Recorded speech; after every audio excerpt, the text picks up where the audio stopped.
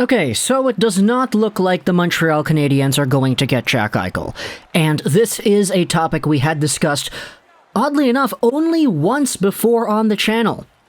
We had an entire what if Jack Eichel, what would it take kind of video a few months ago. So I think because it's been a while, because we've gained a lot more subscribers since this video's publication, it would be somewhat appropriate to review the Jack Eichel thing with Montreal once more, because it is a pretty big conversation to have, even though it isn't really one that I think, in particular, is going to really go anywhere.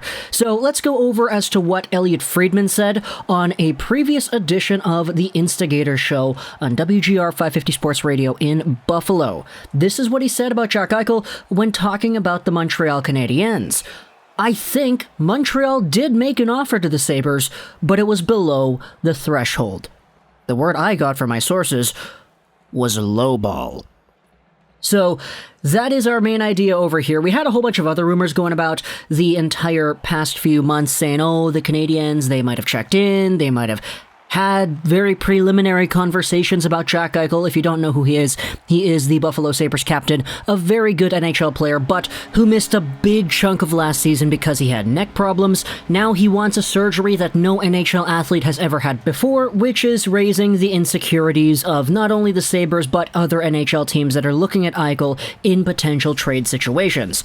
Eichel is a really competitive guy, and the Sabres are a really bad team, so he also wants out because he wants to go out and win.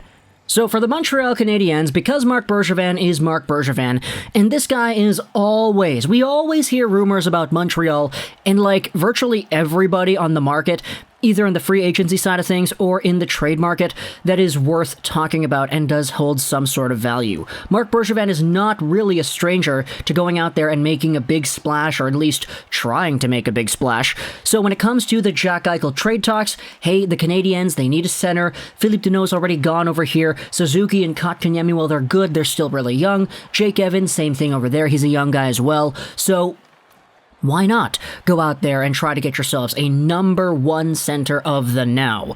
Even though Suzuki could be that later, trading for a guy like Jack Eichel or offer sheeting a guy like Sebastian Aho wouldn't be the worst move in the world. So, because Montreal's in that position where they could use a number one center, it's why everybody is kind of saying, oh, Montreal, Montreal, Montreal. Then we had the insider information leak out the previous few weeks saying, yeah, they apparently might have checked in, which made the entire conversation even more skewed into actually getting talked about. But now hearing what Friedman said about the Canadiens on the Instigators, about how the Canadiens apparently might have made an offer, but it was apparently a lowball offer, you may go out there and start to think, okay, who exactly would the Canadiens have gone out there and maybe dangled around in trade talks? Well, if you're going to go out there and say it's a lowball, you're not going to include any of the most valuable pieces of the Habs. Who are they? Okay, it's Suzuki. It's, I guess, technically Carey Price. I mean, he might have negative value, actually, so I don't really know if he's in that ballpark. But Suzuki, Caulfield, maybe Romanov, I guess, if you really want to stretch that line out as to who is the most valuable asset on the Canadiens. But Suzuki, Caulfield are the big two right there. If you're going to go out there and lowball the Buffalo Sabres for Jack Eichel, you're probably not going to include Caulfield or Suzuki in any of those trade talks. Maybe you're going out there including a Kotkaniemi instead, or a Caden Gooley and a draft pick or whatever. There might have to be some other pieces from the Canadiens on their roster that could have been dangled around as well, but you gotta remember, man, when it comes to the on-ice talent and the value of a lot of these guys, Montreal doesn't really have too many big-name, super valuable trade pieces, in my opinion.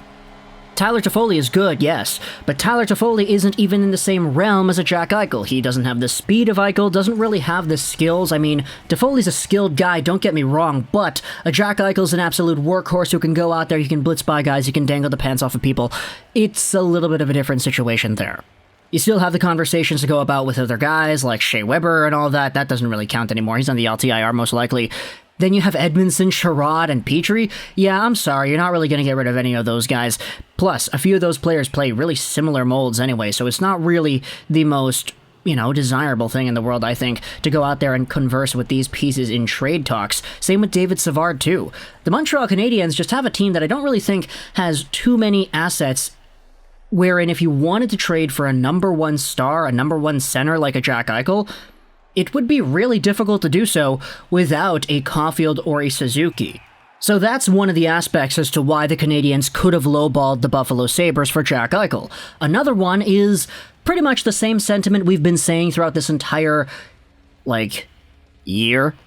That Jack Eichel is a guy who really wants to win. The Sabres aren't going out there and winning. He's made very public comments in the media talking about, oh, I'm ready to continue my hockey career wherever that may be, or I'm really upset with our team in the previous few years, and I want to make the playoffs every year, I want to win a cup every year, but it's been 6 years and still nothing, and all that stuff. We know he wants out. We know he doesn't want to be there, and that gives all the leverage to other NHL GMs that are coming in here and talking to Kevin Adams saying, hey, your guy doesn't want to be here with you. That means that we can offer you less, because if he doesn't want to be there for you, you should be more inclined to trading him. And then you have the entire aspect of the surgery. Oh, he is injured. He wants this surgery. Other teams aren't really going to go out there and be like, okay, yeah, go ahead, get it. Trust your doctors and not our team staff, because it's never been done with NHL players before. And the certainty as to whether or not he'll return 110% healthy, it's not there.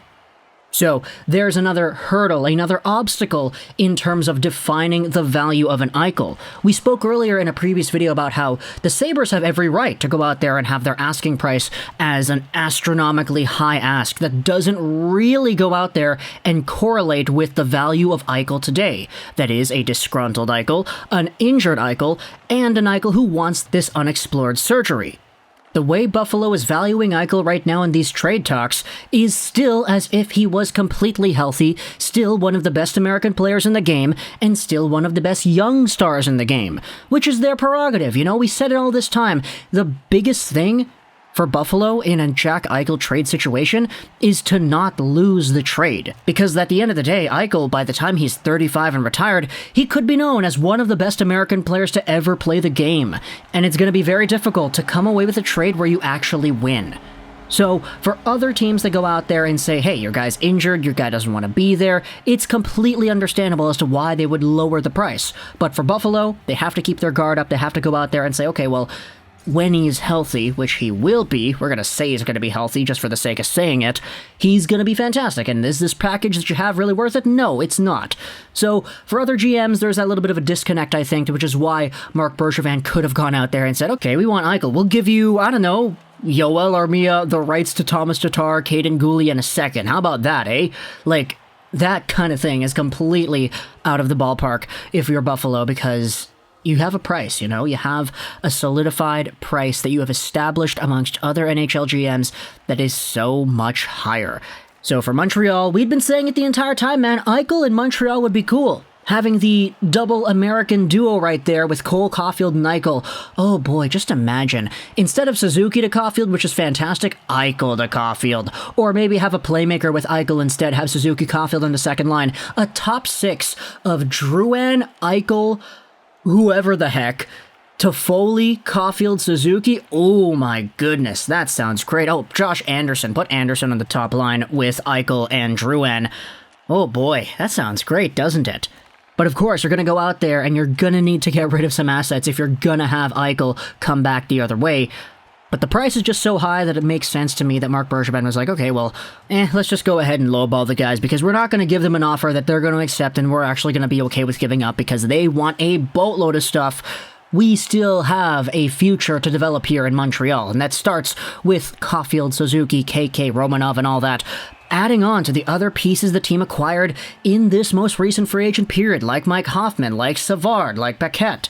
If there's one thing I've learned about the Montreal Canadiens and the acquisitions they make for this team, especially in the offseason right here, it's that the guys they bring in usually have some pretty well-defined roles, and that's the system that Dominique Ducharme really displayed, which allowed them to go so far in the playoffs. Trading for a Jack Eichel is one of the many possibilities you can have for improving your hockey team in the now, and getting Hoffman, losing out on Perry, all this stuff, it's a process, but At the end of the day, you know, Philippe Deneau was the #1 center for Montreal, and he had 4 points in the postseason. And I think that stat alone indicates just how different Montreal was building their team, you know, how different they were going out there and assembling their lines and thinking of strategies and whatnot. So if you're not getting Eichel, it's okay. I don't think any Canadiens fan is upset that they're not getting Jack Eichel.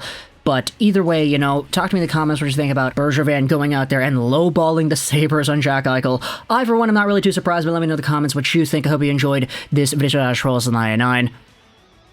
And bye.